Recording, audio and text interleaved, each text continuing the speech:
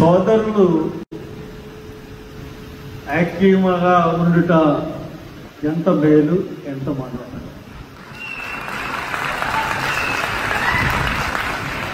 మనం ఐక్యంగా ఉండాలి. ఈ ఐక్యానికి చిహ్నంగా సభికులు, సభ మీద ఉన్న అతిథులు ఒకళ్ళొకళ్ళు చేయబట్టుకుని మన ఐక్యతను చాటమని ఒక్కసారి కోరుతా ఉన్నాను.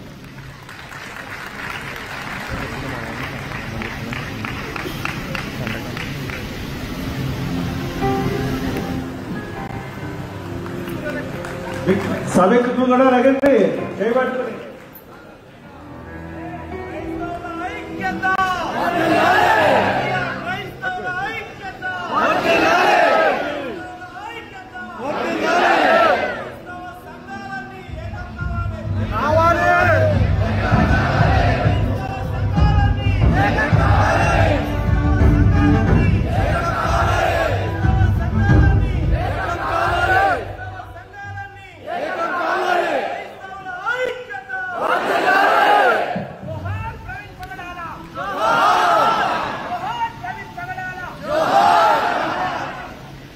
Thank you very much.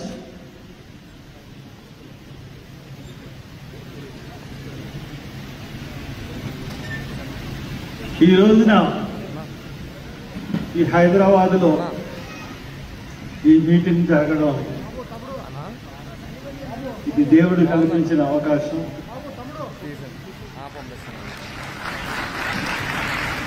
ఇది క్రైస్తవుల యొక్క ఆవశ్యకత తెలిపినటువంటి మీటింగ్. ఈ మీటింగ్కి నేను వచ్చేటప్పటికి నాకు 5ంటికి అని చెప్పారు. నేను 10 నిమిషాల దాకా వాడు వచ్చేటప్పటికి 6 గంటలకి నేను వచ్చేటప్పటికి స్టేజ్ లేదు, ఇది లేదు, చైర్స్ లేవు, బ్యానర్ లేదు, ఏమి లేవు.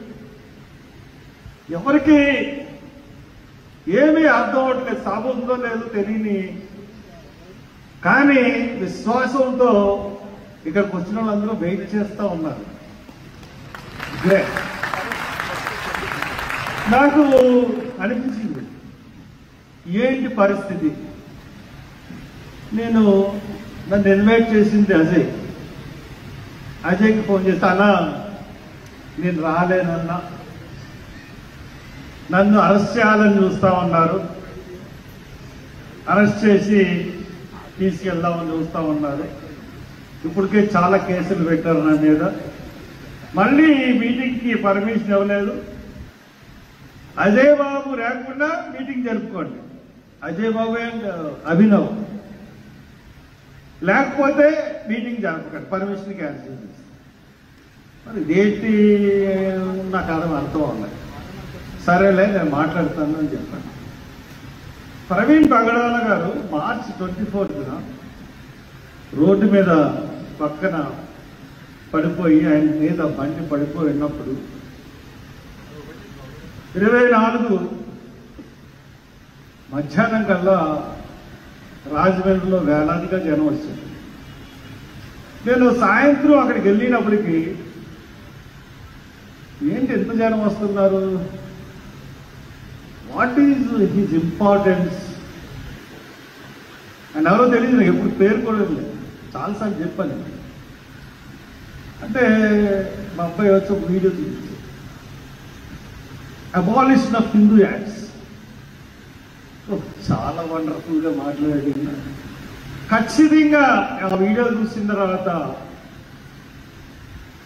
చంపే ఉంటారు ఇన్ని అని అనుకున్నాను.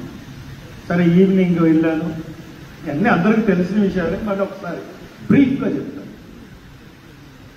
అయితే అక్కడికి వెళ్ళిన తర్వాత ఆయన, ఎందుకంటే ఆయన లేకపోతే మీటింగ్ లేదు, ఆయన పేరు మీద ఈ మీటింగ్ జరుగుతుంది, ఆయన పేరు మీద క్రైస్తవుల్లో ఐక్యత వచ్చింది.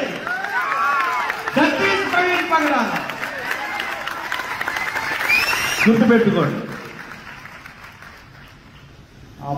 ఆ మనిషి పేరు చెప్తేనే రోమాలు లెక్కపరుచుకుని క్రైస్తవులు ఒకందరూ కూడా భావోద్వేగానికి లోనయ్యే పరిస్థితులు ఈ రోజు ఉన్నాయి. అటువంటి మనిషిని ఎంత దారుణం అంటే,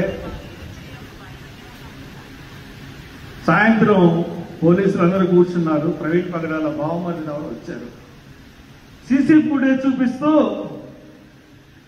అక్కడ బండి కనపట్లేదు, జారిపోయినట్టు కనపట్లేదు. ఫస్ట్ చూపించింది దుమ్ము రేగితే చూపించి ఇదేనంటే యాక్సిడెంట్ అయింది.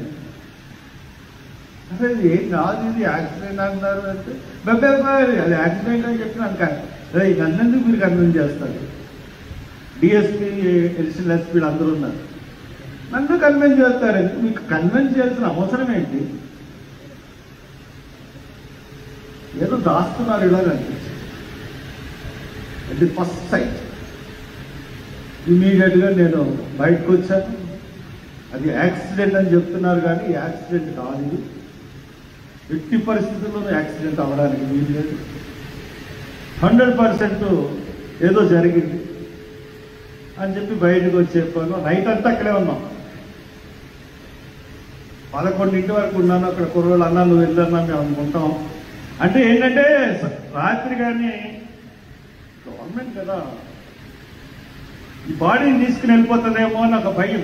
హైదరాబాద్ కవరింగ్ చేస్తారేమో అని. ఎందుకంటే ఎఫ్ఐఆర్ పొద్దున్న జరిగితే సాయంత్రం నేను గట్టిగా అడిగేంత వరకు ఎఫ్ఐఆర్ వేయలేదు. సరే అందరిని పెట్టి మార్నింగ్ వచ్చేటోడికి పోస్ట్ మార్టం చేయాలి, వీడియో తీయమన్నాం, తీస్తామన్నారు. ఇంకో డాక్టర్ ఏమన్నా వేస్తానని చెప్పి ఒప్పుకోకుండా వెళ్ళిపోయింది. దాని తర్వాత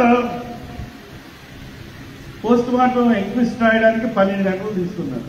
చాలా కావాలని డ్రాగింగ్ చేసి 2:30కి పోస్ట్ మార్టం తీసుకెళ్ళి తీసుకొచ్చేసాడు. నేను బాడీ అంతకుముందు చూశాను, తర్వాత చూశాను.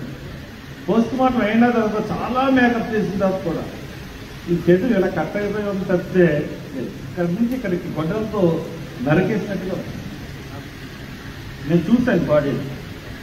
ఖచ్చితంగా అది యాక్సిడెంట్. నేను నమ్మడం కాదు, సమాజం అంతా నమ్మింది, దేశం అంతా నమ్ముతుంది, అంతర్జాతీయ సమాజం అంతా కూడా నమ్ముతుంది.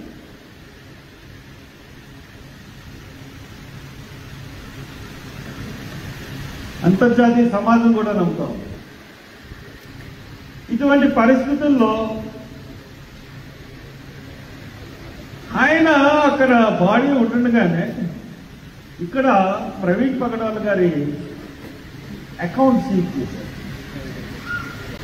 ప్రవీణ్ పగడాల గారి ల్యాప్టాప్, ఐప్యాడ్ తీసుకుని వెళ్ళిపోయారు. అక్కడేమో 2 ఫోన్లు ఐఫోన్ సీజ్ చేద్దామని చెప్తే ఇంకొక డౌట్ ఉంది, ఇక్కడ చెప్పకూడదు కానీ నేను తర్వాత చెప్తాను. అది ఇటువంటి పరిస్థితులన్నీ కనపడినప్పుడు యాక్సిడెంట్ అయితే ల్యాప్టాప్లు సీజ్ చేయడం ఏంటి,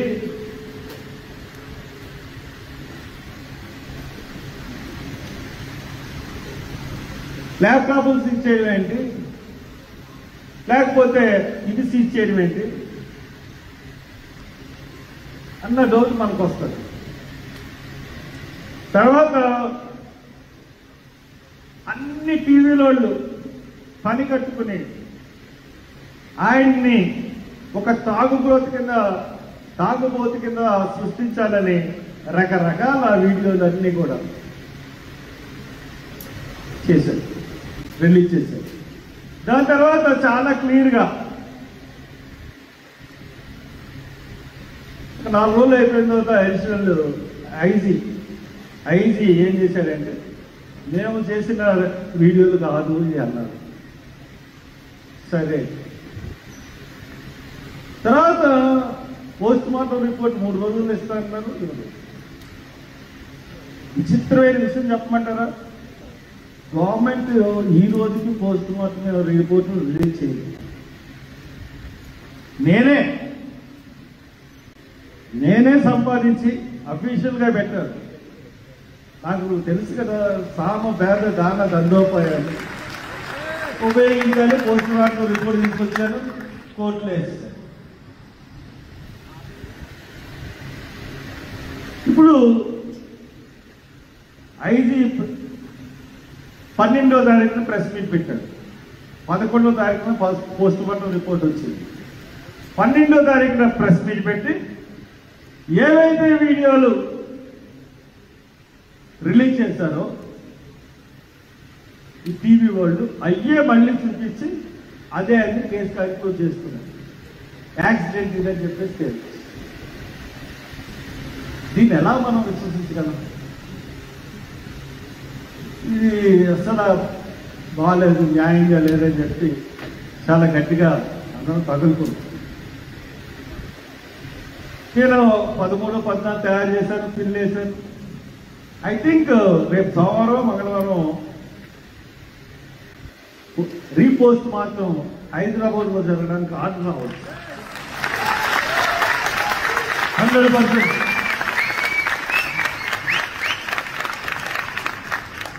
ఆయన చూశాను వీడియోలో. ఆయన ఎవరికి అపకారం చేశారు, ఎవరికి అన్యాయం చేశారు? ఒకరికి అపకారం కానీ ఒకరికి అన్యాయం కానీ చేసే మనిషి కాదే. ఆయన తాగుబోదు, అంతకంటే కాదే. ఎందుకు సమాజంలోనికి ఒక వర్గం ఆయన్ని ఈ విధంగా కించపరచాలని చూస్తుంది?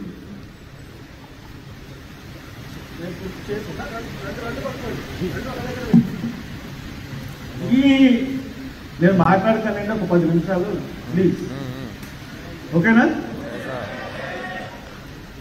ఎందుకంటే నేను సభా మర్యాద పాటించేవాడిని, అందరూ మాట్లాడాలి కాబట్టి కొంచెం తప్పదు. నేను అక్కడ జరిగిన అన్ని విషయాల్లో నేను ఉంటాను. సరే, చూసేటోడికి నాకు ఏంటి ఇలా చేస్తున్నారు, గవర్నమెంట్ ఇలా చేస్తుంది, ట్వీట్లు పెడుతుంది, కూటమి నాయకులు ట్వీట్లు పెడుతున్నారు, యాక్సిడెంట్ అని. అది దర్యాప్తు ఎలా ఉందంటే, పోలీసుల దర్యాప్తు హత్యని ఎలా ప్రూవ్ చేద్దామని ఉంటే అసలు అది హత్య లేదా యాక్సిడెంట్ అన్నా ప్రూవ్ చేయడానికి లేదు.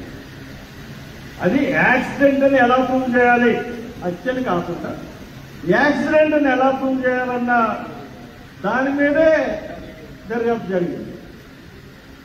మనకి ఏదైనా జరిగినప్పుడు, ఇన్సిడెంట్ జరిగినప్పుడు నెగిటివ్ని కనుక్కోవడానికి ఇన్వెస్టిగేషన్ జరుగుతుంది, నిజాలు బయట పెడతారు పోలీసులు. కానీ ఇక్కడ అలా కాదు, ముందే వాళ్ళకి ఆబ్జెక్టివ్ ఉంది, దాన్ని యాక్సిడెంట్గా చూపించారు పోలీసులు. అది ఫాలో అవుతూ ఉంటారు. కానీ అది హత్యనే ఇంకా చెప్తా ఉన్నారు. చాలా దురదృష్టం. వాళ్ళు నేను 3వ రోజునే రీపోస్ట్ మార్టం చేయిస్తాను అనగానే పోస్ట్ మార్టం రిపోర్ట్ ని ఇప్పటి వరకు రాకుండా తొక్కుపెట్టారు. ఎంత దారుణం అంటే, పోస్ట్ మార్టం రిపోర్ట్ రావడానికి ఒక టైం ఇంత తొక్కుపెట్టి ఇంత చేసినా కానీ మన కార్యాలు ఏమీ ఆగట్లేదు, జరుగుతాను. అది దేవుడికి స్తోత్రం. ఇకపోతే మనం చూసినప్పుడు ఈ హత్యాకోణం అన్నీ చూసిన తర్వాత, మనం పోలీసుల యొక్క వ్యవహారం అన్ని చూసిన తర్వాత, వీళ్ళు ఎలాగే బిహేవ్ చేస్తారని అర్థమైన తర్వాత నాకు అర్థమైంది. అక్కడ ఆయన చనిపోయిన ప్రదేశం ఎక్కడ, ఏదైతే ప్రదేశంలో చనిపోయాడో ఆ పక్కనే మా ప్రాపర్టీ అవుతుంది. అక్కడికి అప్పుడప్పుడు వెళ్తూ ఉంటాను.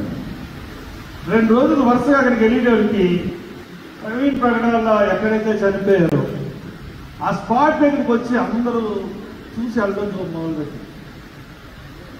వెంటనే నాకు ఆలోచన వచ్చింది, ఇది దేవుడు నాకు హృదయంలో పుట్టించిన ఆలోచన తప్పితే నాది కాదు. అప్పుడు ఏమనుకున్నానంటే, గుడ్ ఫ్రైడే,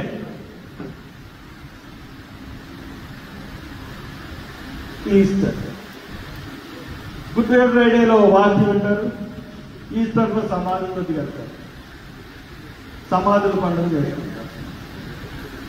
కాబట్టి శనివారం సాయంత్రం 4 గంటల 5 గంటలకి ప్రవీణ్ పగడాల ఎక్కడైతే చనిపోయాడో, ఎక్కడైతే లాస్ట్ బాడీ దొరికిందో అక్కడ కొవ్వొత్తులు వెలిగిస్తామని చెప్పి నేను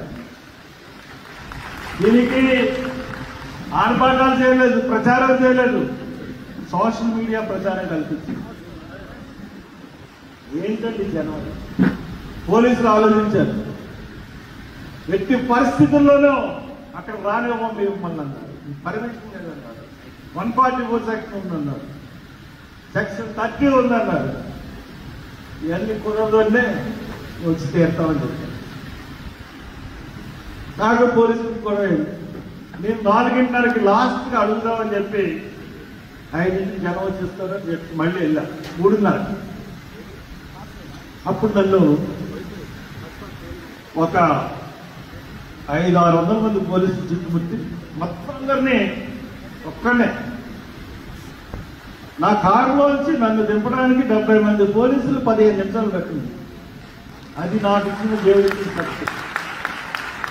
అందరూ ఆశ్చర్యపోయారు. అయినా కానీ అక్కడి నుంచి వచ్చి నన్ను రాజమండ్రి అంతా తిప్పుతా ఉన్నారు. ఇక్కడ వేలాది జనం, వేలాదిగా. అసలు ఎప్పుడు కూడా ఒక మనిషి గురించి ఆయన బాడీ తీసుకెళ్తున్నప్పుడు 50-60 వేల మంది వచ్చారు రాజమండ్రి గవర్నమెంట్ హాస్పిటల్. కొవ్వొత్తులు ర్యాలీ పెడితే 40-50 వేల మంది కొవ్వొత్తుల ర్యాలీకి వచ్చారు.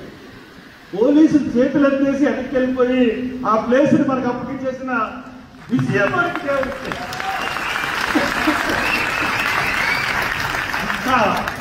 ఒక గొప్ప సంఘటన అండి అది.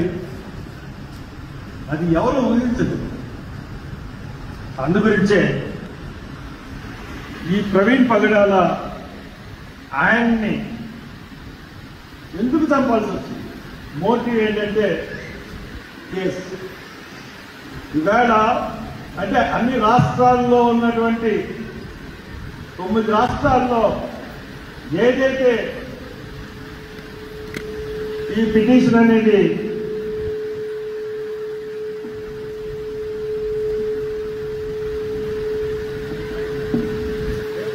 ఈ రాష్ట్రాలు ఏదైతే ఉందో మత మార్పిడి నిరోధక బిల్లు, ఆ మత మార్పిడి నిరోధక బిల్లు గురించి మాట్లాడవలసిన జ్ఞానవంతుడైన లాయర్ ఎవరంటే ప్రవీణ్ పగడాల. అబాలిషన్ ఆఫ్ హిందూ యాక్ట్స్ గురించి ఆయన స్పీచ్ చూసిన తర్వాత ఖచ్చితంగా ఆయన మిరాకిల్స్ చేయగలడు, అద్భుతాలు చేయగలడు. దేవుడి సహాయంతో మొత్తం దేశాన్ని అంతటినీ ఏలగలడు అని అనిపించింది. అందుగురించే ఆయన్ని బలి తీసుకుంది సమాజం. అందుగురించే ఆయన ఎవరో తెలియనటువంటి నాలాటాన్ని కూడా మనస్సుకి పురికల్పి మనస్సును పురికల్పి ఆ ఉద్యమంలో నేను రిలీజియస్ ఉద్యమాల్లో దేంట్లోనూ పాల్గొనలేదు. అఫ్కోర్స్ పుష్కరాల టైంలో రాజమండ్రిలో సమాధులకి స్థలాలు కావాలని నిరాహార దీక్ష చేస్తే దగ్గర 18 రోజులు నన్ను పెట్టారు జైల్లో.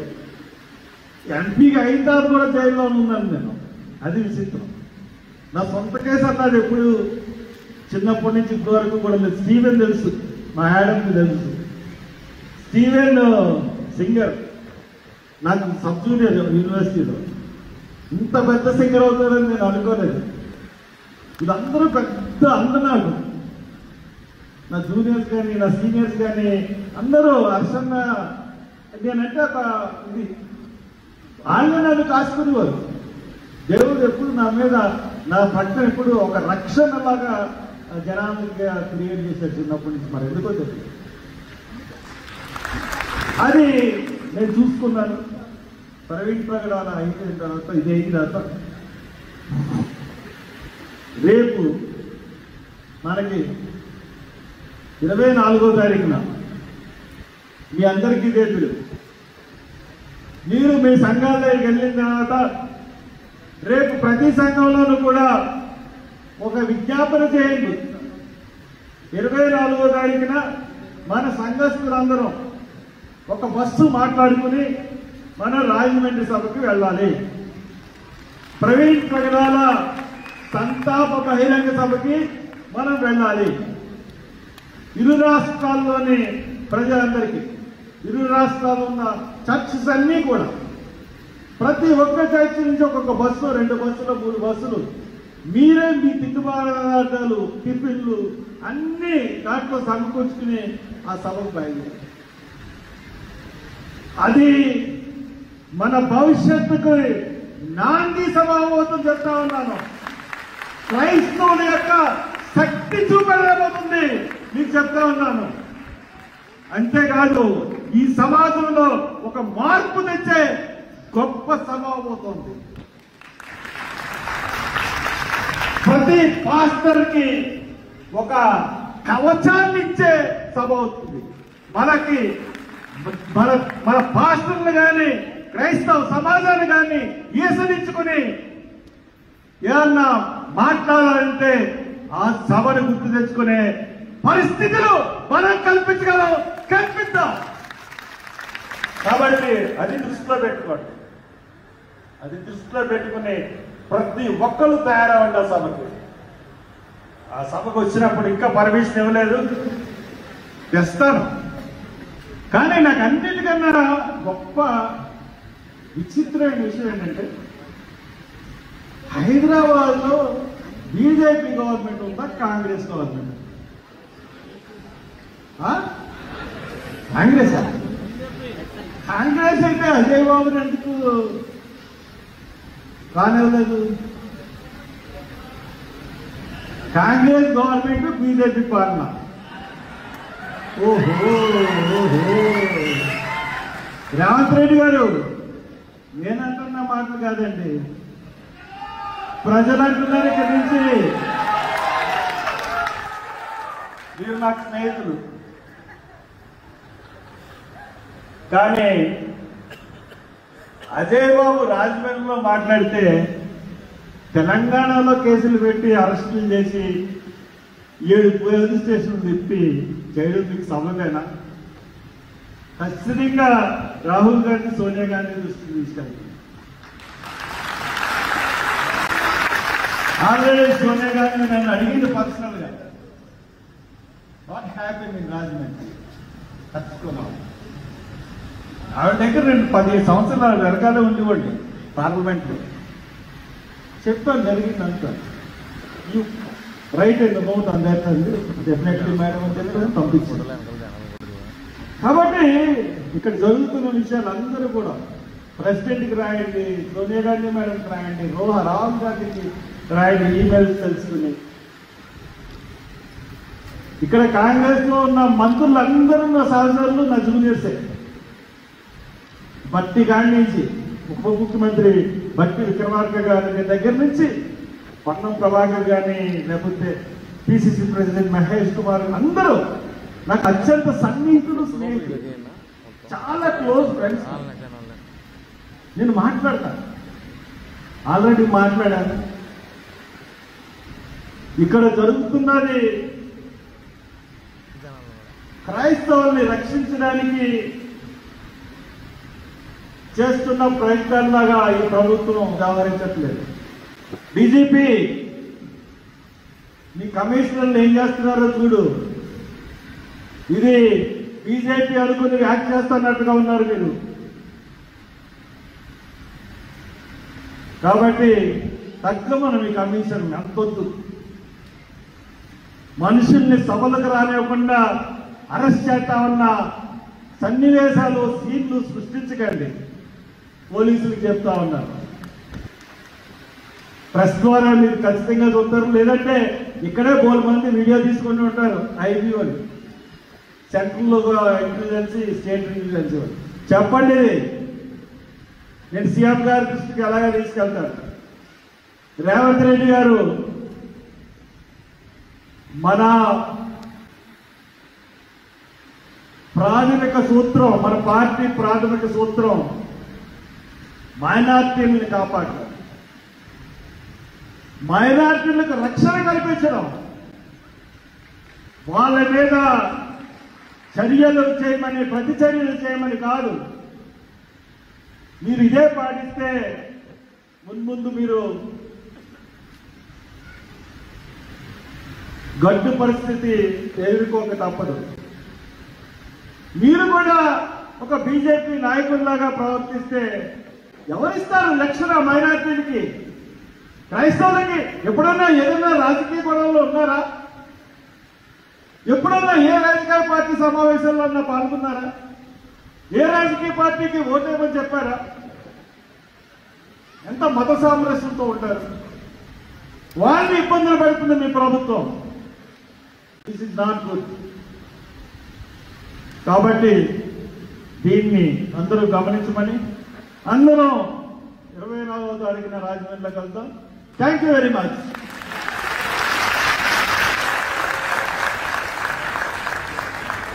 Thank you sir. నిజంగా చాలా అమూల్యమైన సందేశం ఇచ్చారు.